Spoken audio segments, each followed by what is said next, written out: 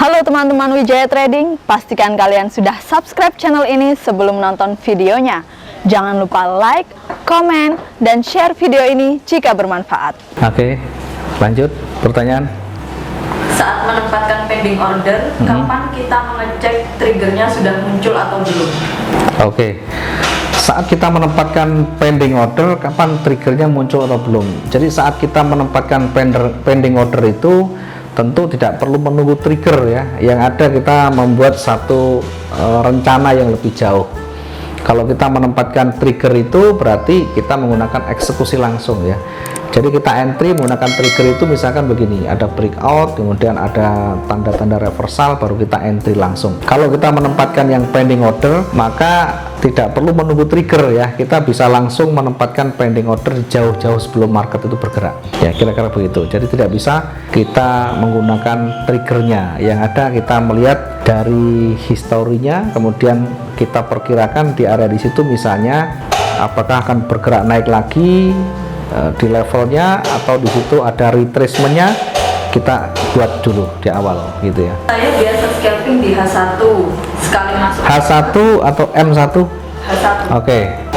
Sekali masuk market, saya entry bisa sampai 20 layer. Ya. Apakah itu berpengaruh pada margin? Ya, tentu sangat berpengaruh sekali ya. Apalagi lot yang kita gunakan sudah lebih besar atau sudah lebih dari standar ukurannya, tentu akan sangat mempengaruhi dari margin kita, ketahanan kita. Semakin banyak kita transaksi akan mengurangi jatah ketahanan kita. Walaupun lot kita kecil, tapi kalau semakin banyak kita transaksi, tentu makin lama makin besar. Jadi kalau dalam satu sesi transaksi ada 10 layer itu, dengan analisa manual tentu sangat berisiko sekali ya. Saya sarankan kalau trading, kalau kita hanya menggunakan trading harian jangan terlalu banyak ya, mungkin sekitar 3-4 oke lah. Kalau sudah 10 transaksi atau 10 layer itu tentu nanti susah untuk kita memonitornya, mantaunya susah ya, karena banyak sekali garis-garis transaksinya. Maka yang terjadi begitu marketnya bergerak nanti ya, kita hanya melihat angka. Kalau angkanya udah biru berarti sudah untung, kalau belum berarti masih rugi. Jadi pengawalnya tiap transaksi itu akan sangat sulit nanti di sana, kecuali ada bantuan mungkin EA atau robot ya, mungkin bisa membantu ya. Oke, yang lain mungkin. Oke, pertanyaan berikutnya. Apa maksud dari buat jalan tradingmu sendiri? Oke. Apa maksud buat jalan tradingmu sendiri? Jadi kalau kita mau menapai dari satu usaha, baik itu konvensional maupun online, khususnya trading, maka buatlah arah itu, buatlah jalan itu kita yang menjalani. Jadi setapak demi setapak kita menjalani aturan yang ada, kita buat, kemudian kita terus melakukan koreksi di kedepannya ya. Jadi ibaratnya kita babat dulu ya. Kalau kita hanya mengikuti indikator orang lain, kalau kita hanya mengikuti signal dari orang lain, tentu kita tidak tahu bagaimana perjuangannya, bagaimana asbabun nusulnya atau sebab-sebab dibuatnya itu. Tapi kalau kita menentukan trading kita dengan jalan kita sendiri, dengan cara step by step, setapak demi setapak kita menjalani, dan kita mengikuti proses yang ada, dan proses itu membutuhkan waktu. Di dalam proses itulah kita banyak belajar ya, kita banyak menerapkan teori, kemudian kita banyak recovery, kemudian kita banyak evaluasi, kita banyak koreksi di sana untuk memperbaiki yang lebih baik lagi. Jadi setiap hari kita lakukan transaksi, kemudian kita buat satu catatan ya, kemudian setelahnya kita evaluasi ya, kita koreksi apakah yang kita lakukan satu hari kemarin ada manfaatnya, apakah yang kita lakukan satu hari kemarin itu banyak ruginya ya. Kemudian kalau rugi, dari sisi mana ruginya? Kalau kita untung ya kita buat catatan. Kalau kita rugi, bagaimana strategi teknik kita untuk merecovery. Jadi harus kita menjalani setapak demi setapak sesuai dengan style kita. Itulah nanti yang akan mengarahkan kita pada jalan yang lebih baik, yang lebih nyaman, sesuai dengan style kita. Itu kira-kira seperti itu. Oke, berikut pertanyaan mungkin lagi. Apa resep rahasia secara spiritual Wijaya Trading agar bisa berhasil? Oke, jadi resep rahasia secara spiritual ya. Jadi mungkin ini berhubungan dengan keyakinan ya.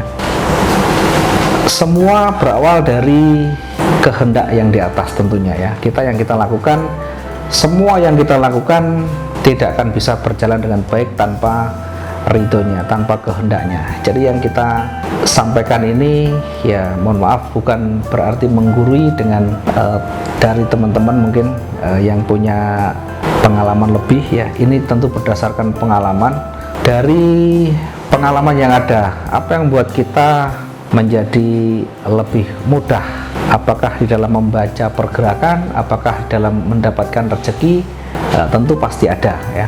Dulu sebelum kita bisa membaca dengan baik ya, bisa menentukan titik entry yang potensial, yang bisa mendatangkan profit yang lebih, artinya bisa mendapatkan keuntungan, tentu di awal juga kesulitan ya. Mungkin selain kita banyak belajar, selain banyak kita praktek, satu sisi yaitu yang harus kita perhatikan adalah selalu banyak berbagi. Nah, selalu banyak berbagi ini kalau kita jabarkan lebih lanjut, ini bersifat umum ya, tidak harus berbagi uang, tidak harus berbagi makanan, tidak harus berbagi barang, tetapi bisa berbagi ilmu yang bermanfaat. Semakin banyak ilmu yang kita berikan atau semakin banyak nilai manfaat yang kita berikan, tentu akan membuat rezeki semakin bertambah ya. Sekali lagi, tentu ini berkaitan dengan keyakinan. Jadi bagi kita yang paling penting adalah prinsip yang mendasari kita adalah jadilah orang yang banyak bermanfaat untuk orang lain, atau manusia yang banyak manfaat untuk manusia yang lain. Karena ini adalah bagian dari rasa syukur kita. Rasa bersyukur tidak hanya kita berbagi kelebihan dari rezeki yang kita berikan, tetapi tentu juga ada nilai manfaat yang kita berikan untuk orang lain, untuk manusia lain. Apakah dalam bentuk barang, apakah dalam bentuk jasa, apakah dalam bentuk ilmu ya, semuanya ada nilai manfaatnya. Apapun yang kita lakukan selalu di dalam catatan di sana ya. Yang terpenting yang kita lakukan adalah dengan hati. Kalau kita mengajari orang dengan hati, maka tentu akan dapat bagian di sana. Kalau kita berbagi orang dengan hati, kalau kita menjalankan kerjaan kita dengan hati, dengan hanya mendapatkan ridhonya, hanya mendapatkan